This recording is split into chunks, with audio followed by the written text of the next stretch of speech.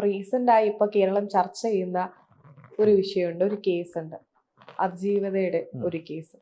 അത് എനിക്ക് തോന്നുന്നു കേരളം കണ്ടതിൽ വെച്ച് ഏറ്റവും ക്രൂരമായിട്ടൊരു ക്രൈമാണ്. ഒരു ഓടുന്ന വണ്ടിയിൽ ഒരു കുട്ടിയെ അതിക്രമിക്കുക, അത് ചിത്രീകരിക്കുക, അതിന്റെ പേരിൽ വിലപേശുക എന്നൊക്കെ പറയുന്ന 8 വർഷമായ കേസ് ഇങ്ങനെ കണ്ടിന്യൂ ചെയ്തുകൊണ്ടിരിക്കുകയാണ്.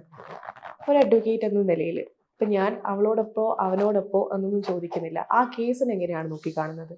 ആ കേസിന് സംഭവിച്ചതിനകത്ത് ഒരിക്കലും സംഭവിക്കാൻ പാടില്ലാത്ത കാര്യം എന്ന് തന്നെ വേണം as A person, as A lawyer ഞാൻ പറയുന്നത്. ഒരിക്കലും സംഭവിക്കാൻ പാടില്ലാത്ത കാര്യം സംഭവിച്ചു.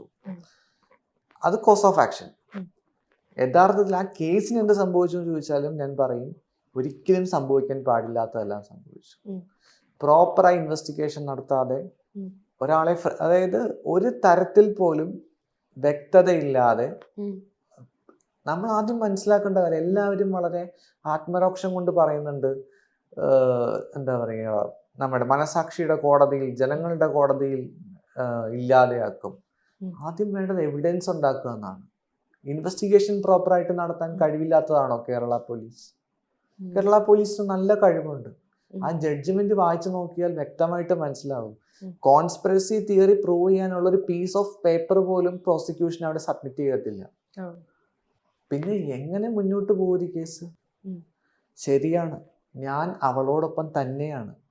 പക്ഷെ ഇപ്പോ ഇവിടെ നടക്കുന്നത് തീർച്ചയായും ഒരു അഭിഭാഷക ചോദ്യം ചെയ്യേണ്ട കാര്യം തന്നെയാണ്. കോടതിയെ കുറ്റം പറയുക, വിധി പറഞ്ഞ ജഡ്ജിയെ കുറ്റം പറയുക, തോന്നിവാസങ്ങൾ എഴുതി വെക്കുക. ഞാൻ അവളോടൊപ്പം എന്ന് പറയുമ്പോൾ ആ ജഡ്ജിയോടൊപ്പം കൂടിയാണ്.